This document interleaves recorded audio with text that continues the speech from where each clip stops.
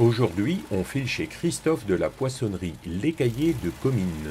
Il va nous expliquer comment préparer un saumon rose. Il m'a promis également de livrer quelques trucs de pro. Avant de quitter ma cox, je n'oublie pas de mettre mon disque.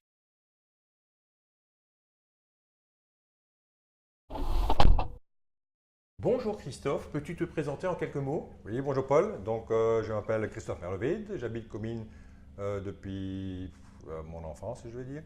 Donc, j'ai repris le commerce de mes parents il y a 25 ans et je gère ça avec mon épouse. Super. Tu nous proposes aujourd'hui de préparer un saumon rose. Que faut-il pour cela? Tout d'abord, il faut une saumonnière, donc une casserole allongée qui a la forme du saumon, bien sûr, un courbouillon avec pas mal d'aromates et puis, bien sûr, le saumon. Super. Comment est-ce qu'on reconnaît un saumon? Comment le choisir? Tout d'abord, le saumon, il faut faire confiance à son poissonnier. Lui, il peut vous conseiller la fraîcheur du saumon. Donc, il faut déjà que les ouïes sont bien rouges, que la chair est bien brillante, que les yeux et les pupilles aussi sont bien nettes et brillantes. Et bien sûr, au toucher, quand on appuie sur le saumon, la peau doit être élastique, donc c'est-à-dire qu'elle revient au moment du toucher. Super. Et dans la préparation, il faut un bouquet garni. De quoi est composé ton bouquet garni? C'est plutôt un bouquet marmite à moi. Donc, le bouquet garni est composé bien sûr de feuilles de laurier, de branches, de queues de persil, pardon, et de thym. Mais par contre, le bouquet garni, il y a en plus oignons, poireaux, on peut ajouter aussi du vin blanc et d'autres légumes pour améliorer le goût du bouillon, bien sûr. Super, tout est prêt maintenant. Quel est le temps de cuisson d'un saumon? Tout ça aussi dépend du poids du saumon. Au plus grand, au plus lourd qui est le saumon, au plus long, il mettra à cuire. Mais moi, je conseille donc un saumon de 2 kg à peu près. Ça revient à peu près à 45 minutes de cuisson à température vraiment basse, ça ne peut pas bouillir. Super. Le saumon maintenant est cuit. On le sort chaud ou froid? Pour le travailler, il vaut mieux qu'il soit chaud. Une fois froid, ce sera plus compliqué. Tout va coller, c'est mieux qu'on le sort chaud. Nous voilà maintenant à une partie plus délicate, le nettoyage. Oui. Qu'est-ce qu'il faut comme ustensile pour nettoyer mon saumon? Il ne faut pas grand-chose, juste un petit couteau d'office. Super. Donc le saumon se retrouve sur une feuille de papier. Pourquoi? C'est plus facile pour comment dire, une fois qu'on l'aura découpé, pour le retourner. Ok. Tu peux nous montrer comment est-ce qu'on le prépare maintenant? Bien sûr, il faut d'abord détacher les filets, qu'on sache bien le soulever. Donc, et ça se passe en détachant, en passant la lame au-dessus des nageoires, le long de la queue, au-dessus de la queue. Et puis une incision tout le long du dos du saumon, en passant au-dessus de la nageoire jusqu'à la tête. On continue à enlever on fait une incision en dessous de la nageoire aussi. Voilà. Et pareil de l'autre côté. Et sous la queue.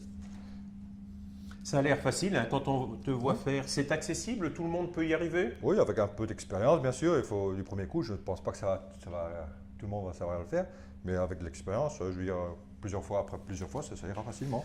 Et ici, c'est un grand saumon avec un petit. Même technique ou c'est plus difficile? Non, je dirais que c'est toute la même technique. Les saumons, petits ou grands, c'est toujours la même façon. Peut-être qu'il sera coupé un peu moins grand s'il faut des plus petits saumons. Donc il y aura moins à découper à ce moment-là. Super, je te laisse continuer. Donc après, nous prenons une feuille pour enlever le filet.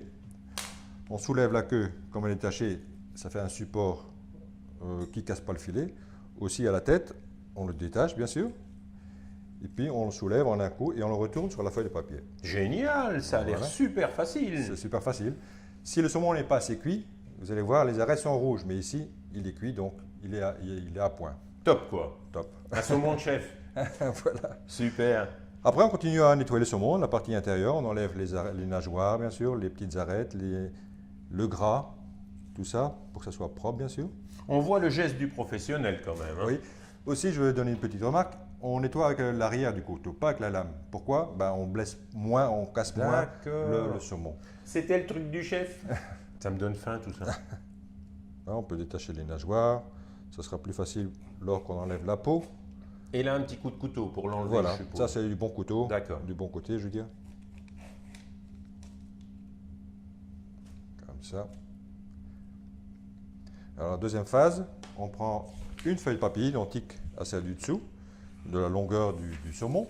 On le place dessus, on place la main sous la queue du saumon et d'un geste rapide, on le retourne. D'accord. Comme ça, il n'est pas abîmé et on peut continuer. Alors aussi, pour enlever la peau, on commence par la queue, parce que c'est le plus fragile, donc on va vers la queue, vers la tête. D'accord. On détache avec l'arrière du couteau, bien sûr, comme chaque fois. Et on l'enlève facilement. Ça a l'air facile hein, quand on le voit faire. Ça a l'air facile, bien sûr, mais à tout, il y a entraînement. Et bien sûr, où c'est plus fragile, il faut y aller plus délicatement. Et s'aider un petit peu du couteau pour garder la chair en place. Voilà. Comme ça. Et après, on enlève le gras du saumon, c'est-à-dire tout ce qui est la partie brune en fait. Hein. Pourquoi on enlève le gras? C'est pas un bon goût? C'est un goût un peu plus prononcé, je dirais. C'est mangeable, bien sûr. Et c'est moins joli. Ça présente moins bien. Voilà. D'accord. À propos de présentation, des petites suggestions de comment on présente un saumon sur une assiette, sur un plat? En belle vue, c'est le plus courant quand c'est froid. Donc, c'est-à-dire avec pas mal de crudité, qui est facile.